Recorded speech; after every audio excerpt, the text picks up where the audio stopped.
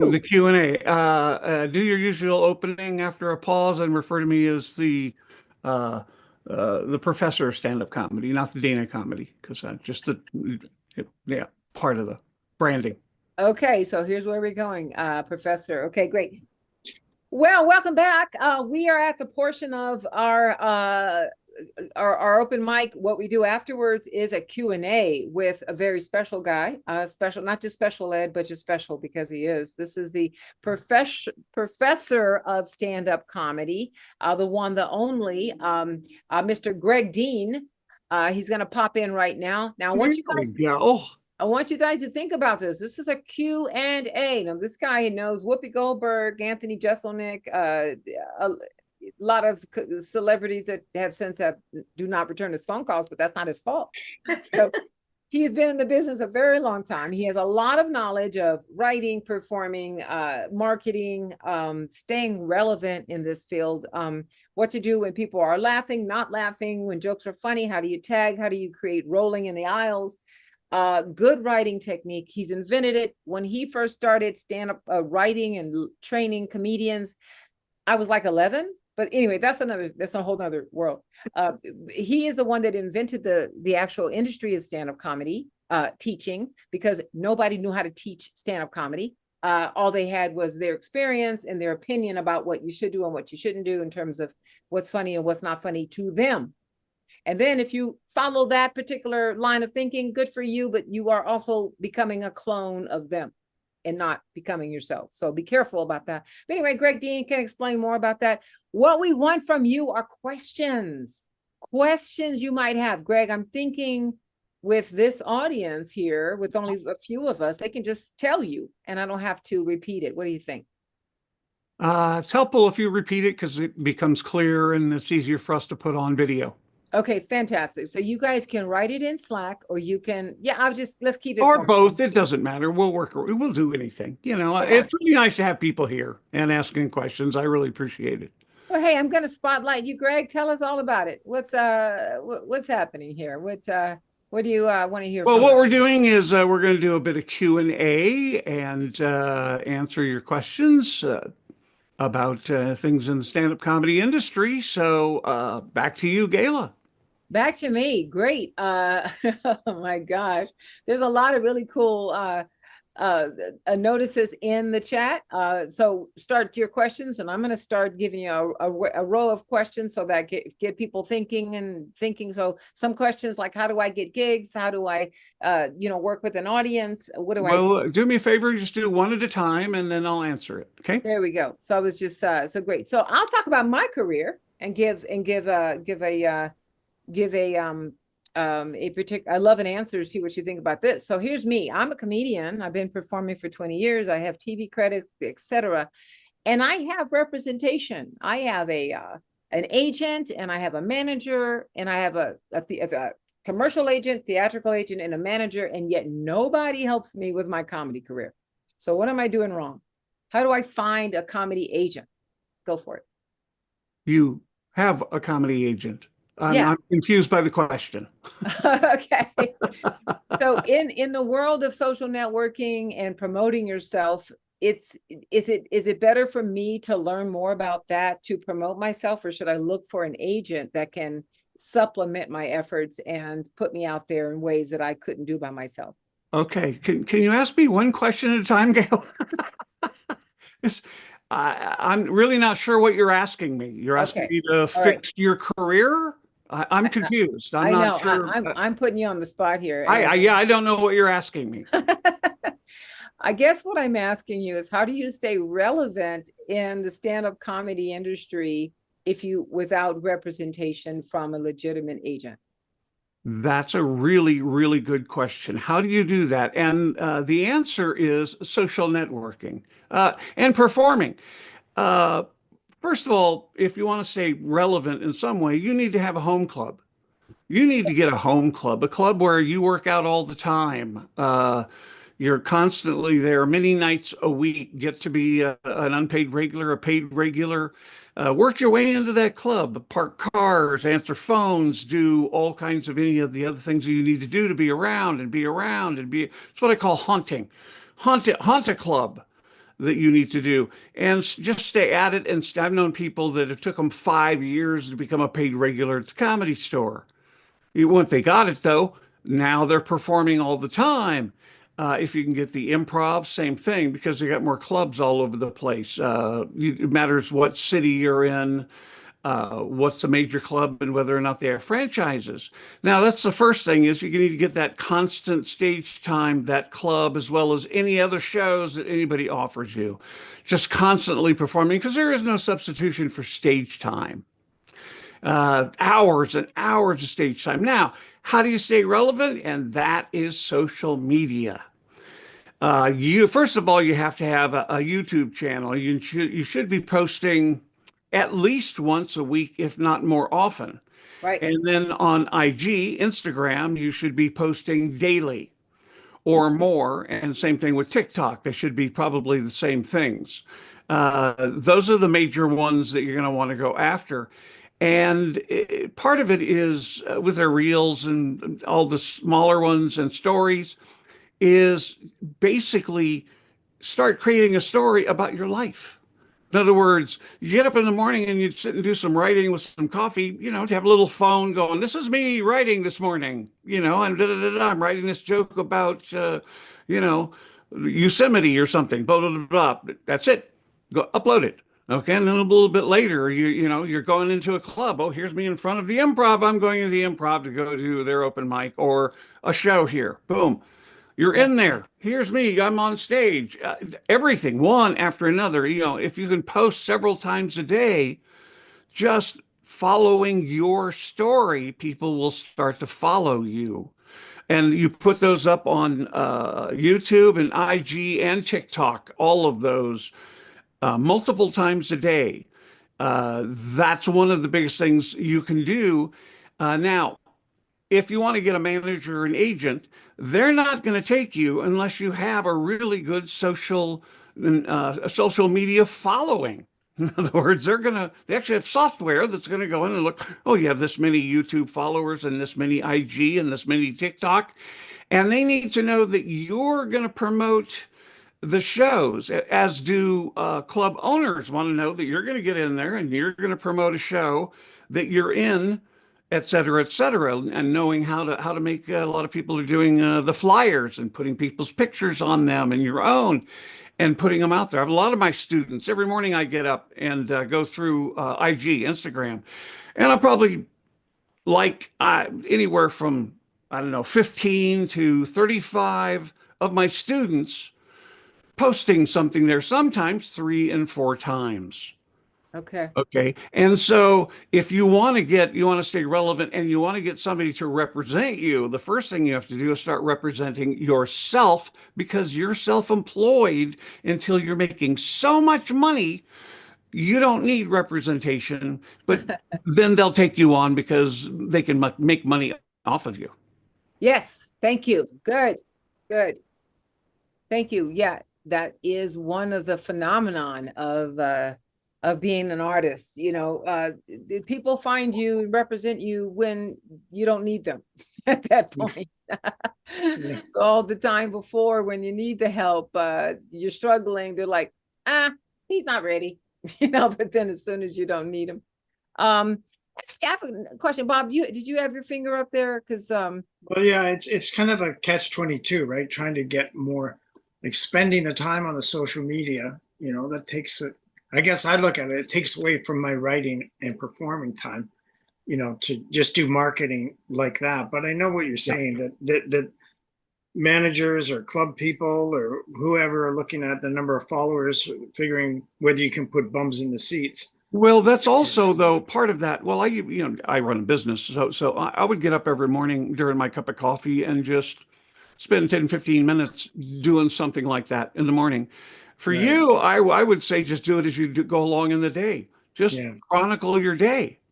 I Right. mean, being here, I'm on the I- Greg Dean thing today with Yeah. question and answer. I'm doing Gala's thing in Right. 15, 20 seconds, and then post Right. it right to IG. Okay. And then when you're sitting writing, I'm writing today this, and maybe talk about some of the things you're doing. Right. Just every day, 3, 4, 5 times a day, just what are Wow. you doing as a comedian? Yeah. And it's just everyday stuff, writing, uh, Right.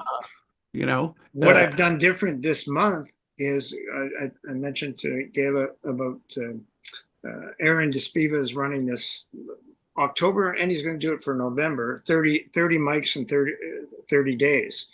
So it's oh my almost a mic goodness, every you day. should be following every one of those. You've got Yeah. 30 posts Yeah. right there, or probably Yeah. three per night. Here, so I'm preparing for going in. Oh, I'm going in, Yeah. and have somebody take a picture of you on stage, even a 30-second video of you on stage. Yeah. And then A after a lot show, of them are Zoom, though, Greg, because he's dealing with comics from all over the place, but right, it's getting, I know you're really big on the live performance too, but I think Zoom is good too to get your right, stuff but you out can there. And still, with your phone, take a picture of yeah, you on Zoom yeah, and say, yeah, "This is a Zoom thing," and yeah, it's just getting in the habits of three to five times a day doing something, yeah, uh, yeah, and just sending it out. It takes less than a minute or so. It's a matter of just the habit. yeah. And that's what I got to get into more of that. Do you know Ashley Gutermuth? No, Ashley? Oh, okay. Because she's really escalated her stuff, and I think she's on there 2 or 3 or 4 times a day too, like you exactly, mentioned. and And it she's doesn't have to be any big important, yeah, revolutionary revelation of anything. It's just this is what I do to become a comedian. This is what I'm doing every day, and right, just keep posting it and keep posting it, and you'll start to get your followers as we have. Cool. Let me right. throw another question at you, Greg. We got a couple of good questions here. Yvonne had a good one. It's let me go ahead and spotlight you so you can hear this. Here we go. Is being in LA or New York, would that be the best places to advance your comedy career? Without a doubt. Yes, those are the two primary places that one have places to perform, and there are people who can notice you and see you, and give you opportunities, or other comedians that you're along. I mean, that you came up with will give you an opportunity along the way as well. But they get jobs as writers and so on and so forth. But yeah, New York has a very robust performing here in the United States, that and LA, it's New York or LA. Now you can go Chicago. There's a lot of people come out of the comedy scene of Chicago, absolutely. A little bit of like Austin area in the Texas and Miami. There's people, but eventually they have to either move if they're really gonna really make this work as a career, end up in New York or LA. So yes, that would be the place to go. And then just start networking and getting to know everybody, and perform constantly as much as you can, and get to know as many people and keep those contacts in your computer, et cetera, and build a mailing list. And again, social networking, Yeah. and going and seeing a lot of things. This is going and seeing a lot of other comedian shows. Pay that $5 or whatever it is for a drink, support them, and then they'll support you. Get a gang of people doing all that, et cetera. But yeah, it's really got to be in today's market. For America, it's New York or LA. Thank you, Greg. That's exactly what I've been doing. I'm in LA, and I booked my 10th show and in 8 months. So it's really happening. So thank you. So now haunt, pick the Laugh Factory, pick the Comedy Store, pick the Improv, or all three at first, and just constantly be in everybody's face. You're just there. Part of people accepting you as a comedian is that attrition. So many people come in and all cocky and everything, and after a few bad shows they disappear. That's why comedians are very cliquey. It's because they don't want to really get to know all these people that come and go. They want to hang out with people like them that are really in it for the long haul. So once you show people you're really in it for the long haul, a lot more comedians will talk to you and be a lot more friendly. Right. And when you say pick a club, I mean, until you're booked in those big clubs that you mentioned, you can just hang around there and support the Yes, other comedians and yes. network with them. Yes, Yeah. and then and if you find a show someplace and invite them to a good show, do them a little favor here and there. Also, if you want to do this around those clubs, this is a big piece: is find a mentor.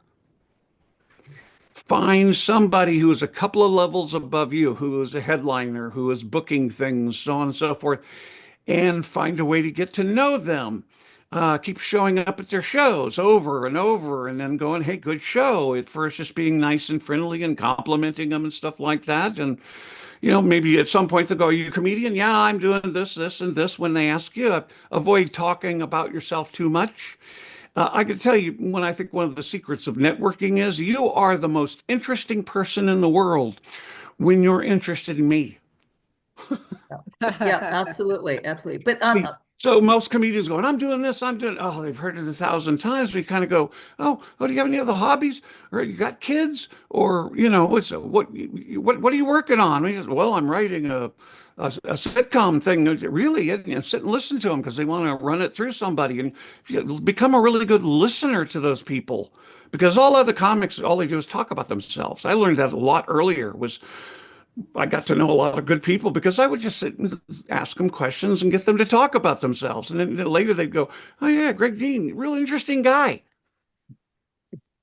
yeah, They were talking about themselves. So but I cannot. Yeah, find that mentor, and then after you get to know him for a while, say, "Hey, is it possible you can let me do a guest spot on one of your good gigs?" Right? "Oh yeah, I can let you get up and do 5 minutes to see how you're doing. You do a really good job. I'll give you another guest spot, another guest spot." I've had several of my students do exactly this. Exactly what I'm saying. Then pretty soon it's like, "Well, can I do your opener?" Or maybe the opener spot comes up. "Oh, you're doing that." And then if you're around for a year or so or more, pretty soon you're at the feature level and stuff. And when you're at that level, maybe somebody will offer you a headliner or a feature job at one of the clubs they're at. That's, I think, is the fastest way to get into the business, is to get that kind of a mentor who's going to help and support you. Now, here's the secrets when you go to support them and do all that. Buy them lunch, buy them dinner if you're out with them. Buy the gas. If you guys drive there together, buy the gas. Support them. Make it easy for them to have you around. And then their contacts become your contacts. And then those contacts turn into work. And I found that's probably the most powerful way and quickest way to actually get yourself into a place of getting work. Cool. thank you.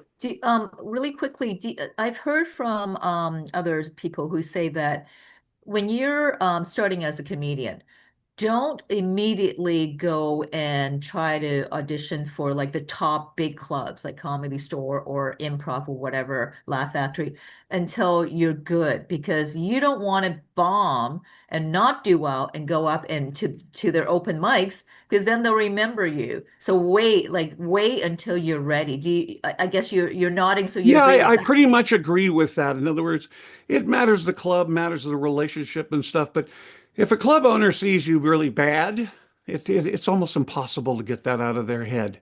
Even if you do, they come and see you again and you do really good, they'll go, "Got lucky."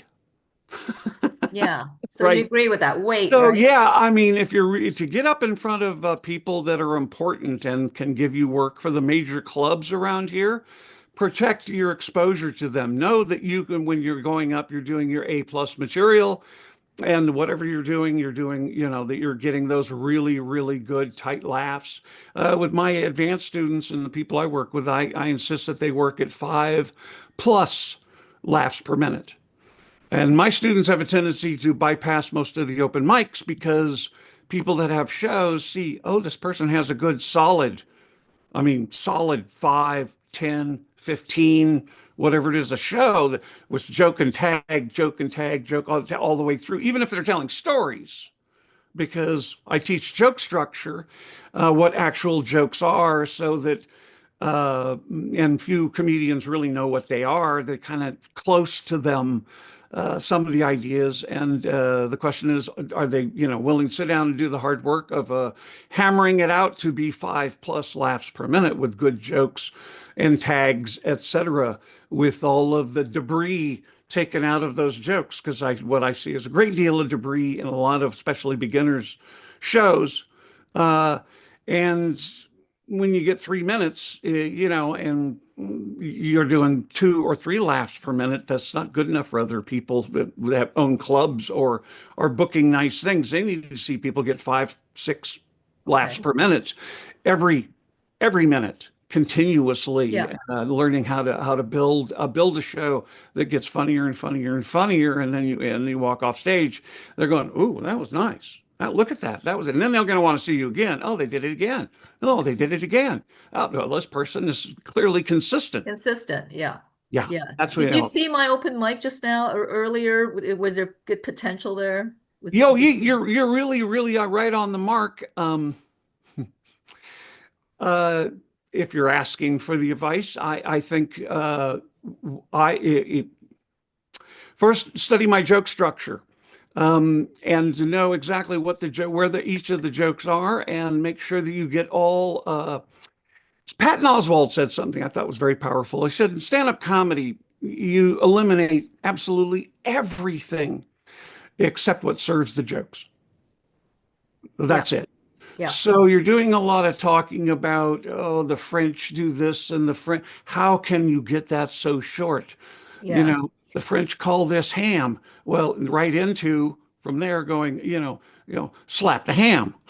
Oh, I can connect that right now. You've got these all early, and then you've got the jokes later, and I've got to connect back to Nice. something a lot further back. But if you put them side by side, now the French word and boom, they're together. The French word and boom. That would be one suggestion to do it, to make sure that each of those individual jokes are clearly side by side, the setup for it, the French word and then the idiom, Yeah. Right. sexual Yeah. idiom, were side by side, because that's the understanding of joke structure, is the connector. The connectors, every joke has to have a connector, including tags, and understanding what that is. That also leads to, and I'm working on a particular program right now, working with some people on some things. So how do you just take your thoughts and turn them into jokes? Great. You have a Thank you. thought, and how do you get, and the answer to that is finding that connector. The connector is that one thing with two interpretations. Yeah. And that's what makes a joke a joke. Two ideas that connect, right? And without that connection, it's just two ideas. Yes, yes, yes, absolutely. That was a new joke. I was just trying it out, but thank you. That I know what you mean. That's And perfect. it's Thank about you. tightening it up. And for Bob, if I'm going to do this now, you need to know what a reveal is. A reveal is the piece of information that you need to put at the end of the punchline sentence that fires off the joke.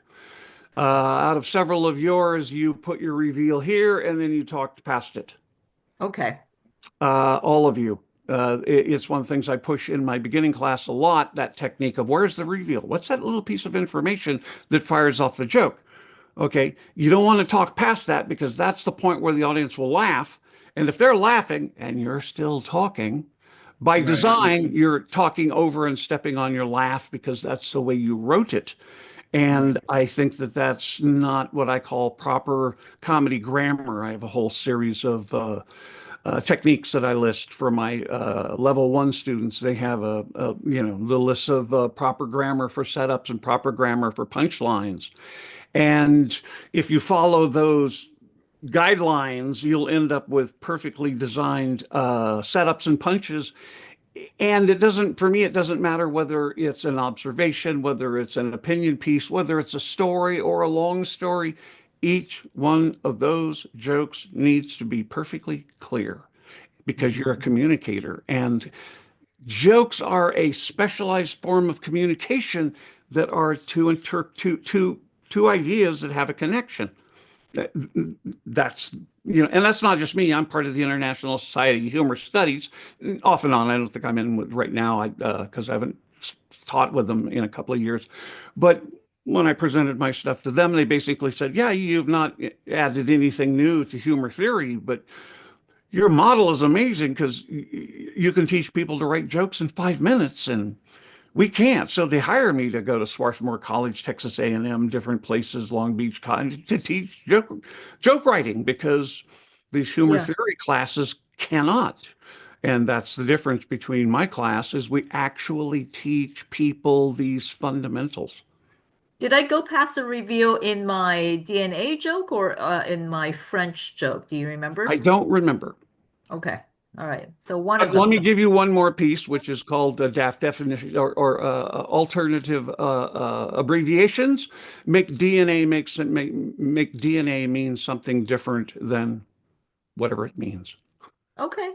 It's one of the little quick little what I call instant joke writing techniques that I also teach, which is any abbreviation automatically has what I call a target assumption, and then all you've got to do is then give it different words for that, but it's Okay. got to match, it's got to express your negative opinion about that institution or about that idea. You have to have the negative opinion about, oh yeah, DNA,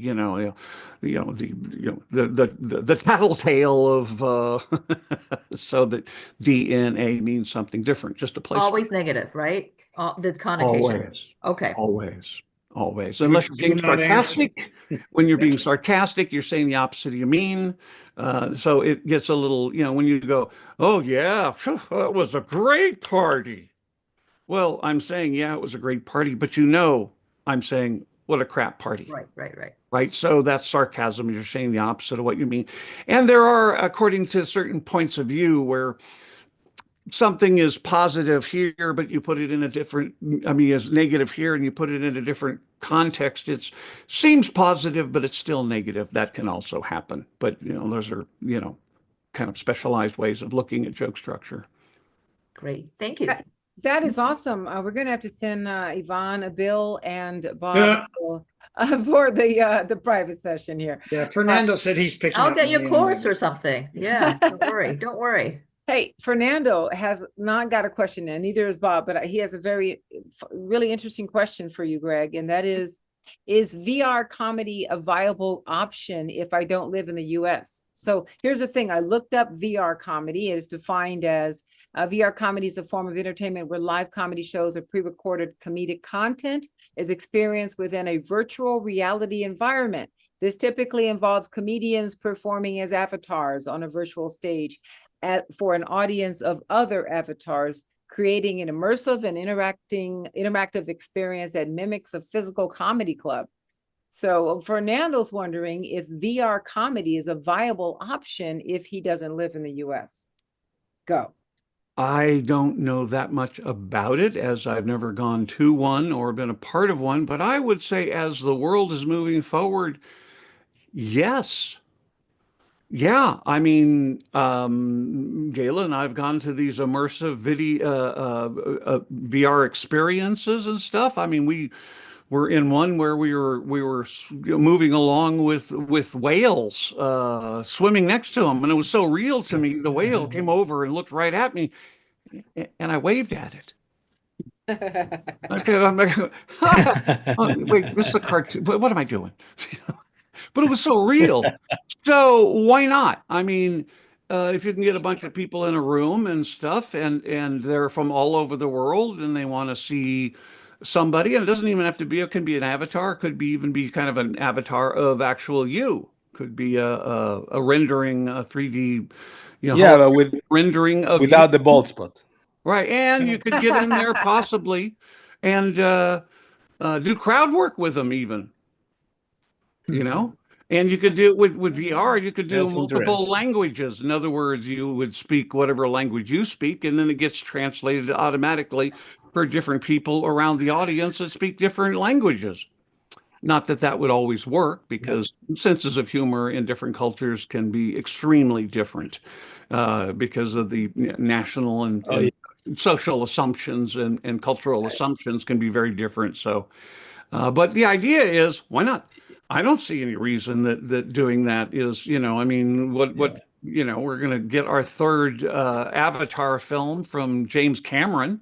So, I mean, why not do that? I years ago wanted to set that up, and then because people could then just type in your show, and you could probably do it now even. I think though that the more we have VR stuff and et cetera, the more we have the internet, the more I think people really do thirst for the live shows No, yeah, because there is an energy that is yeah, and energy, and also if they're doing some crowd work, the unpredictability of it. It's it's nerve-wracking to watch a comedian do that with people. It creates a lot of tension, and I think and from the tension you pop big laughs, and you're watching the act of creativity happen right in front of you. So yeah, but the VR, why not? Let's explore all avenues of bringing humor to the world. Awesome. Is that something you've stumbled into, Bob? Because I know you're doing a lot of performing. You've been I haven't done the VR stuff, but I'm doing, like, this last month I've done like 35 shows. So Yeah. and probably the same amount in November. A lot of them are on Zoom, Fernando. So I Yeah. put in yeah, in the that works chat. too. I put in the chat. I put that Substack. My friend Aaron is running it. And he does 10 or 11 mics a week. So yeah, you have it's like a okay, awkwardly funny at Substack. Yeah, I see it there. yeah. Yeah. Cool. If you look at that and follow that, he sends that Yeah. like a newsletter out every week with all the Yeah. different, like I printed out. I got every, there's 10 or 11 mics I'm every copying week. it. I'm gonna Cool. use it. Cool. Well, Fernando had another question. It's very interesting. He said, Yeah, no, it. yeah, go ahead, Fernando. Yeah, how do I know if I'm funny or people is too kind? I live in a small island. We have less than 30,000 people, so I know a lot of the audience, but other I don't know. And I've had people that I don't know laugh at the joke being sober, which is it fills me with hope. But yeah, I wonder that sometimes. Is this how to know? You're doing the right thing. Put it up in front of people and as many different kinds of people and in diverse situations as you possibly can. What I saw of you, you're doing a lot of good jokes. You have good jokes in what you're doing. Some of them are really excellent jokes. So just keep doing it. Thank you very much. And if you're, I mean, eventually going to have to expand out from your island. Oh yeah. So, yeah. I mean, yeah. to me, it's all very simple. It's if they're laughing, it's funny because that's between you and your audience is finding their funny Alright. bone and stuff. And if you're wondering about that, then try some crowd work as well. That's another thing because if they're seeing the same material over and over again, they're not going to laugh at it again necessarily. That's why people are doing crowd work now. A lot of crowd work is it's free material. You get up and you learn how to find the laughs in the audience and in their answers, etc. So, and it's an improvisational skill. Yet at the same time, it's all the rage right now, and for good reason because the internet eats up your material really quickly. Yes. I got a YouTube channel every day. I've got stuff like one thing going every day, 4:15 every day, whether it's improv or a sketch or Perfect. some stand up or a monologue or something. I love that. Good. Yeah. Keep doing it. You're doing the right thing, and put it on IG too, because that's where most of the comedians hang out is in IG. Instagram. Yeah, Yeah. Yeah. and YouTube. I mean, and somewhat TikTok, but really, it's those three. Keep doing it. You're doing the right thing. Well, that's You know, fantastic. That's fantastic. Thank you. People are kind. They still like your show and they still like what you're doing. If they're laughing, they like your show and they like what you're doing. So it's kind of the same deal. You'll know if they don't. Yeah. But I find too, like I said, this Zoom thing, this is the first time like I've done it, consistently for 30 days. I used to maybe do 2 a week or 3 a week, but that wasn't enough. Like doing it every day, I think makes a difference. And then you get a real feedback on your jokes. Some of them, Fernando, are like the group of comedians, there might be 10 people in the room and they'll give you notes on it, like to give you tags or whatever too, so. Like Gailey did, I love that. I love that. Yeah. It helps. Right. Yeah. Guys, we're gonna wrap it up. Look at this. If we have no further, we are doing this on Thank you. Halloween night, or we would have a No, and baseball. and Yeah, base that's right. World Series. So World No, Series, Yeah. that's why it's a small attendance tonight, is both those things. Exactly. A lot of people always Halloween. do. Yeah, so it's a lot. I did want to say a thing about my some of these material is that after I pass away, I want to be sprinkled over Yosemite Valley before I'm cremated. before you. Yeah. A little Well, messier, but it's just Yep. I see Gayla's writing notes now. You're, so that's you good. feel you're worth it. Yeah, it's called the Feed the Wildlife ceremony. That's right. Feed the Wildlife Foundation. So Dumping without a chute. yeah, exactly. So. Chunks of Greg Dean flesh all over the All right, everybody. Gayla, I think we're going to wind it up and go ahead because you've got to close it out too because of the live streaming and everything. Yes, sir, Bob. I'm looking. Nice seeing you again, Bob, and nice Yeah. meeting you, Fernando. Yeah. Thanks yes, a lot. Thank you. I'll go ahead and close it out. Thanks so much for participating, to everyone that's here, that or not here or live streaming.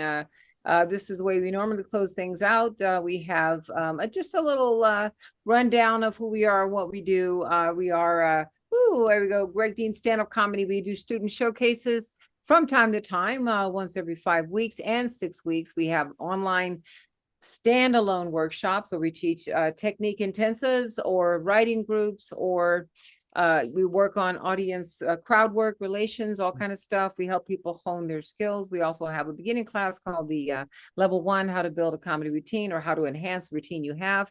It's a 5-week course, no prerequisite, but we do have a 201 course where it's all about putting your show together with a lot of different performance techniques, from act outs to POVs to emotional flexibility, also teaching people how to use certain forms of thinking, which we don't have a flyer for.